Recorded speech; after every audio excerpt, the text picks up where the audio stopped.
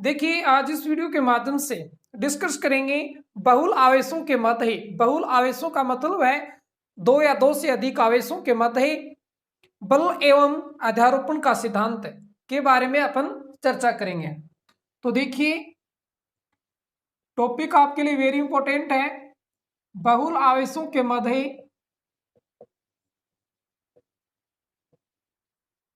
बल एवं इनके मध्य अध्यारोपण का सिद्धांत है। अध्यारोपण का सिद्धांत इंग्लिश में क्या बोलोगे इसको? देखो, force among many charges and superposition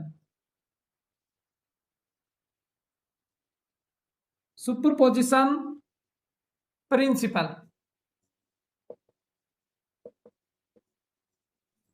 ये अपना टॉपिक है। अब देखिए, इसके लिए अपन क्या करेंगे, निर्देश तंत्र लेते हैं। ये अपना जेड, ये एक्स तल और ये अपना वाई है। ये आपका मूल बिंदु है। क्या ये मूल बिंदु है?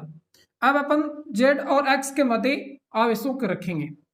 यहाँ पे मानते हैं कोई स्थिर आवेश रखते हैं। ये अपना स्थिर आवेश क्यू नोट रखते हैं। ये अपना क्या है, यहाँ पे कोई स्थिर आवेश क्यू नोट है। अब देखिए, अध्यारोपण का सिद्धांत ये कहता है कि किसी निकाय में स्थित स्थिर आवेशों के मध्य लगने वाले बल का मान अब अन्य आवेशों के कारण लगने वाले अलग अलग बलों के योग के बराबर होता है। इसका मान, इसी को अपन क्या बोलते हैं? अध्यारोपण का सिद्धांत।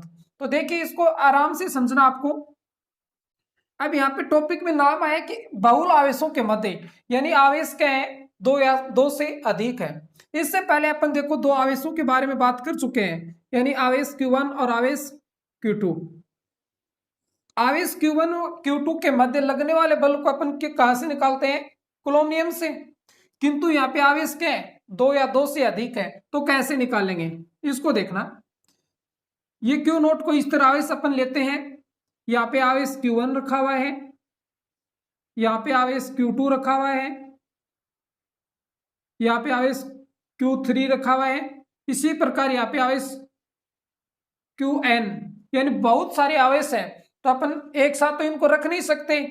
तो यहाँ पे 4 3 यानी लास्ट तक n तक संख्या अपन मानते हैं।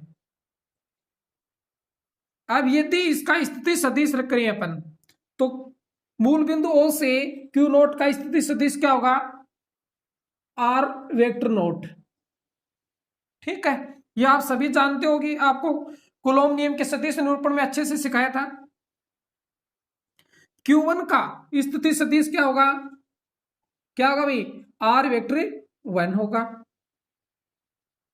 Q2 के क्या होगा? R वेक्टर 2 सदिश होगा। इसीलिए इसी प्रकार Q3 का स्थिति सदिश क्या होगा? R vector 3। और Qn का क्या होगा? इसका होगा R वेक्टर n। ये इसके क्या है? स्थिति सदिश है। क्लियर? अब देखो, कूलॉम नियम दो आवेशों के मध्य लगता है। अब अध्यारोपण का सिद्धांत क्या बोलता है कि ये अपना निकाय में स्थिर आवेश है, इस पे कोई बल लगेगा। मानते हैं यहाँ पे है बल लगेगा।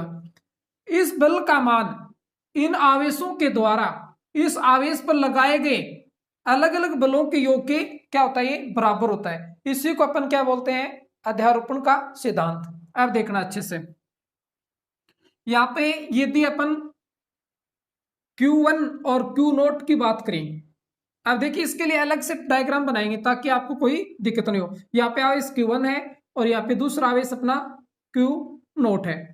अब इसी से करेंगे अपन, क्योंकि अध्यारोपण के सिद्धांत के लिए अपन बात कर रहे हैं, इसी को अपन ने माना है। ये अपने पास दो आवेश हैं, ये अपना मूल बिंदु है। ध्यान दें, ये आवेश Q1 Q नोट और मूल बिंदु, यहाँ पे इनकी बात करें अपन। अब Q नोट का स्थिति सदिश यहाँ पे क्या है? R वेक्टर नोट और Q1 का R वेक्टर 1। इसके स्थिति सदिश है। अब देखो यदि इनके मध्य बल लगे, अब दोनों पे आवेश क्या है, समान है, तो क्या निश्चित है कि प्रतिकर्षण होगा। तो क्यू नोट है वो तो इधर बल लगाएगा इस पे, और Q1 है वो इधर बल लगाएगा इस पे। अब Q1 आवेश है तो यहाँ पे बल कौन सा होगा, F वेक्टर 1, और ये यहाँ पे बल कौन सा होगा, F वेक्टर नोट। यदि Q नोट Q1 पे बल लगाएगा, क्या करेगा, Q नोट Q1 पे बल लगाएगा तो यहाँ पे कौन सा बल होगा, F वेक्टर 1 नोट, और यहाँ पे Q1 लगाएगा किस पे, Q नोट पे, तो यहाँ पे होगा F नोट 1 वेक्टर। अब मान हमें ये निकालना है कि आवेश Q1 पे Q नोट है कौन सा बल लगा रहा है। तो देखो आवेश Q1 है, Q नोट पे कौन सा बल लगा रहा है, यहाँ पे F नोट 1 बल लगा रहा है। तो हमें F नोट 1 का मान निकालना है। तो देखिए अब यहां से इसको मिटा देते हैं अपन, लिखेंगे पहले इनके बारे में कुछ बता देते हैं आपको। तो देखो माना किसी निकाय में यहाँ पे अपने Z और X निकाय का मिल है, निकाय में N आवेश है, N आवेश है यानी बहुत सारे आवेश हैं, इसलिए अपन ने N मान लिया। अर्थात यो भी कह सकते हैं, अर्थात आवेश Q1, आवेश Q2, आवेश Q3 अपन यहाँ पे ये लिया है, और डॉट डॉट Qn तक है। इनके स्थिति सदिश क्या है, Q1 का स्थिति सदिश क्या है, R वेक्टर 1, Q2 का R वेक्टर 2, और Q3 का R वेक्टर 3, इसी प्रकार n तक है, R वेक्टर n है। क्लियर, ये तो अपन ने लिखा है इसमें। अब देखिए अध्यारोपण का सिद्धांत क्या है, तो यहां पे लिख देते हैं अध्यारोपण का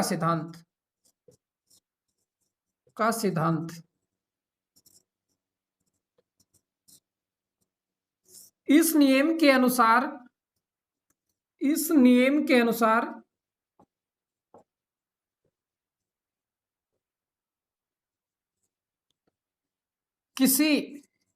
किसी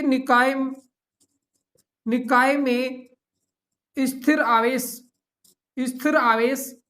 अब स्थिर आवेश के रूप में अपन ने क्या लिया है, क्यू नोट, यही तो अपन ने माना है। स्थिर आवेश पर लगने वाले यहाँ पे इसको मिटा रहे हैं भाई, लगने वाले बल का मान निकाय में स्थित अन्य आवेशों के कारण लगने वाले अलग अलग बलों के सदिश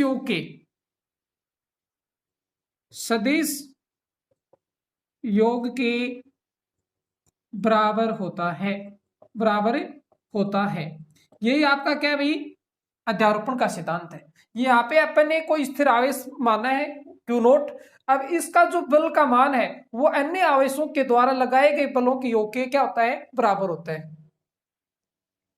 अब यहाँ पे अपन क्या करेंगे, देखो इसलिए अपन क्या करेंगे, अतः है आवेश Q1 के कारण, अब देखो Q1 Q नोट पे क्या लगाएगा, बल लगाएगा, अतः आवेश Q1 के कारण Q नोट पर लगने वाला बल का मान क्या होगा। अब देखिए यहाँ पे आवेश Q1 है, वो Q नोट पे कौन सा बल लगा रहा है, F नोट 1, तो यहाँ पे लिखेंगे अपन F naught 1 is equal to, अब यहाँ पे क्या लगा दे, कूलॉम नियम। तो कूलॉम नियम क्या कहता है, देखो 1/4 पाई एप्सिलॉन नोट, ये सभी जानते हो। अब यहाँ पे आवेश Q1, यहाँ पे दो आवेश, एक Q1 और दूसरा आवेश कौन सा है, Q नोट। अपॉन, अब दूरी का क्या करते हैं अपन, स्क्वायर। अब ध्यान दे इनके मध्य दूरी कौन सी है, तो ध्यान दे यहाँ पे डायग्राम बनाएंगे दोबारा है, देखो कुछ इस प्रकार से ये यहाँ पे Q1 है, ये अपना Q नोट और ये मूल बिंदु।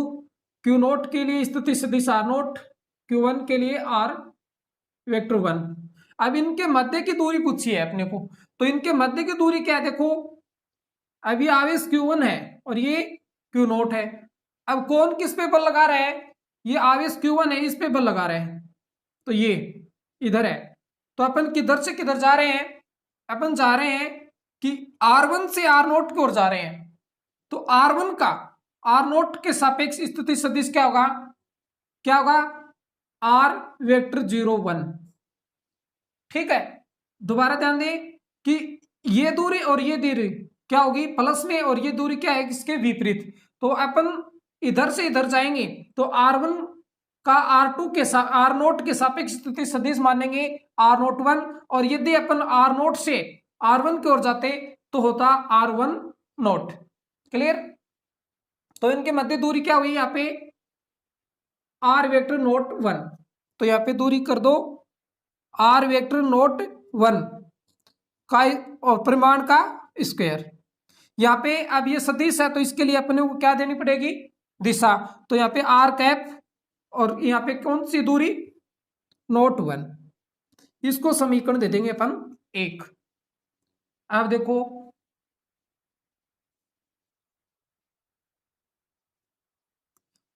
अब आवेश Q1 के द्वारा तो अपन ने निकाल लिया, अब आवेश Q2 के द्वारा वो निकालो।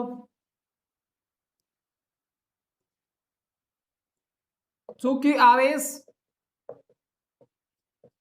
Q2 के कारण Q नोट पर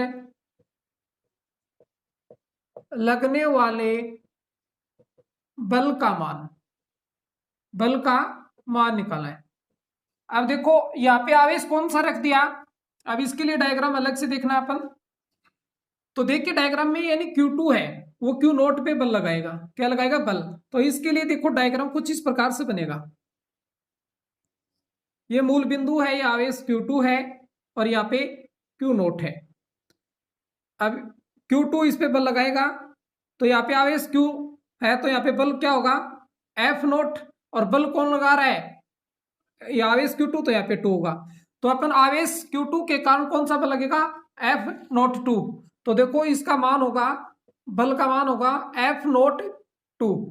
अब इस पे क्या लगाते हैं अपन, कूलॉम नियम। तो कूलॉम नियम क्या है, 1/4 पाई एप्सिलॉन नोट। आवेश यहाँ पे फर्स्ट आवेश अपने पास Q नोट है और दूसरा आवेश कौन सा है, Q2 है। ध्यान रख लेना आवेश Q1 Q2 तो यहाँ पे दो ही आवेश के लिए काम कर रहे हैं अपन। अब इनके मध्य की दूरी बताओ, तो दूरी देखो इसका स्थिति सदिश यहाँ पे R वेक्टर 2 है और इसका R नोट वेक्टर है। अब देखो अपन R2 से R नोट के सापेक्ष जा रहे हैं तो देखो R2 का R वेक्टर 2 का R नोट के सापेक्ष स्थिति सदिश क्या होगा, R नोट 2। तो इनके मध्य क्या होगी, R नोट 2, इनके मध्य दूरी होगी। तो यहाँ पे करेंगे अपन R वेक्टर नोट 2 मापांक का स्क्वायर। यहाँ पे अपने को दिशा बतानी है तो R कैप और यहाँ पे नोट 2, ये दिशा हो जाएगी। इसको अपन समीकरण दे देंगे, क्या दे देंगे, सेकंड सॉरी। अब देखो इसमें क्यू एन है तो अपन यहाँ पे क्यू एन लास्ट का ही निकाल लेते हैं। अतः है इसी प्रकार आप देखो Q3 का भी निकाल सकते हो, Q4 का, तो अपन लास्ट में यहाँ पे क्या निकालेंगे, अब Qn का। अतः इसी प्रकार आवेश Qn के कारण Q नोट पर लगने वाले बल का मान क्या होगा, देखो अब यहाँ पे इसके देखो Qn ये है और Q नोट ये है, तो यहाँ पे देखो आपको समझ में नहीं आएगा, इसके लिए अलग से डायग्राम बना देते हैं।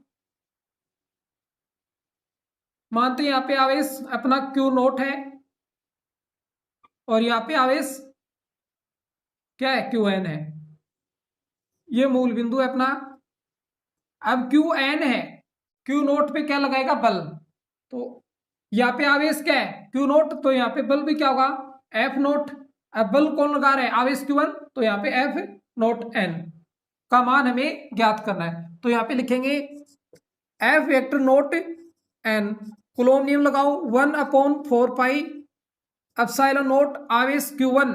अब दो आवेश अपने पास, एक आवेश Q1 है, Qn है, और दूसरा है यहाँ पे आवेश एक Q नोट अपॉन, अब इनके मध्य दूरी देखो, तो इसके ये यहाँ पे मूल बिंदु है। अब Q नोट का स्थिति सदिश R नोट वेक्टर और इसका R वेक्टर N स्थिति सदिश है। अब देखो कौन किस पे बल लगा रहे हैं, ध्यान देने की बात ये है, किधर से किधर जा रहे हैं अपन, अपन जा रहे हैं आर एन से आर नोट वेक्टर की तरफ जा रहे हैं अपन। तो देखो आर वेक्टर एन है का आर नोट के सापेक्ष स्थिति सदिश क्या होगा, यहाँ पे होगा आर नोट एन, तो इनके मध्य की दूरी क्या होगी, R vector N naught N, तो यहाँ पे रख दो आर वेक्टर नोट एन मापांक स्क्वायर, और यहाँ पे दिशा बता देना, दिशा कौन सी है, किधर जा रहे हैं अपन, आर नोट एन की तरफ। इसको समीकरण दे देते हैं अपन थ्रेड। क्लियर। अब देखो करना क्या है, अब यहाँ पे अपने को अध्यारोपण का सिद्धांत लगाना है। अब अध्यारोपण का सिद्धांत क्या कहता है कि इन पे किसी स्थिर आवेश पर लगने वाला बल का मान, तो आता है अपन लिखेंगे यहाँ पे अध्यारोपण के सिद्धांत से, अध्यारोपण के सिद्धांत से। अब अध्यारोपण के सिद्धांत के बारे में आपको अच्छी तरह से बता चुके हैं। अब देखिए यहाँ पे स्थिर आवेश है, कौन है स्थिर आवेश, क्यू नोट।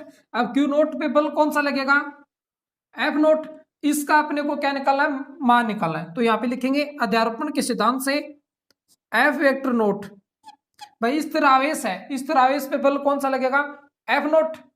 अब देखो इसका मान है, इस सभी के द्वारा लगाए गए बलों के योग की क्या होता है, बराबर है, तभी तो क्या होगा अध्यारोपण का सिद्धांत।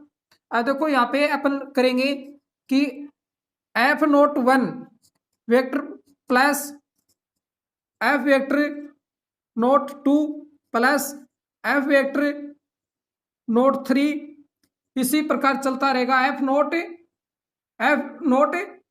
एन तक, ये वेक्टर में। इसको समीकरण दे देंगे अपन फॉर, यही तो है, यही तो अपने कहा था कि अध्यारोपण के सिद्धांत में क्या है कि कोई निकाय है, यहाँ पे आप इस पे बल लगेगा, इस बल का मान अन्य आवेशों के द्वारा लगाए गए अलग अलग बलों के योग के क्या होता है, बराबर। अब देखो यहाँ पे F vector naught equal to F vector naught 1 का मान अपने पास क्या था, अपने पास था, देखो अपन रख रहे हैं यहाँ पे 1/4 पाई एप्सिलॉन नोट। अब कौन था आवेश, देखो आवेश अपने पास था, आवेश एक Q1 था, और किस पे बल लगा रहा था, Q नोट पे अपने पास बल लगा रहा था। तो देखो यहाँ पे आवेश Q1 Q नोट अपॉन इनके मध्य की दूरी क्या थी, मापांक R नोट 1 का स्क्वायर, और इसके साथ दिशा R केप नोट 1, इसी प्रकार प्लस एफ नोट 2 का मान अपने पास क्या है, देखो 1/4 पाई एप्सिलॉन नोट, यहाँ पे आवेश कौन है, Q नोट और Q2, ये मान रखना है यहाँ पे मापांक R वेक्टर नोट 2 स्क्वायर, यहाँ पे R कैप नोट 2, इसी प्रकार अपने पास किसका मान आएगा, Q3 का। तो यहाँ पे अपन आगे करते जाएंगे, प्लस N का मान रख देते हैं सीधा। N का मान क्या अपने पास, देखो 1/4 पाई एप्सिलॉन नोट, और यहाँ पे आवेश Qn और Q नोट अपॉन ये मान रख देना है यहाँ पे मापांक R वेक्टर नोट N मापांक का स्क्वायर, यहाँ पे दिशा देनी आपको R के नोट N, इसको समीकरण दे देंगे अपन 5th। क्लियर। अब देखो इनको सभी को जोड़ते हैं अपन, तो क्या बनेगा, तो देखो यहाँ पे होगा F vector naught equal to, अब देखो इसमें स्थिर आवेश है तो उसको अपन बाहर ले लेंगे, यानी क्यू नोट को बाहर ले लेंगे, तो Q naught upon 4 pi epsilon note, और यहाँ पे सिग्मा यानी योग आइटा बराबर 1, यानी अपन आवेश Q1 है, Q2 है, Q3 है, इनके बराबर क्या रख देंगे, आइटा रख देंगे। यहाँ पे हो जाएगा फिर आवेश आइटा अपॉन परिमाण को हटा देंगे आर, यहाँ पे हो जाएगा आर नोट आइटा, और यहाँ पे आर कैप नोट आइटा।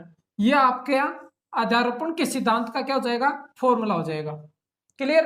तो बच्चों वीडियो को लाइक करें।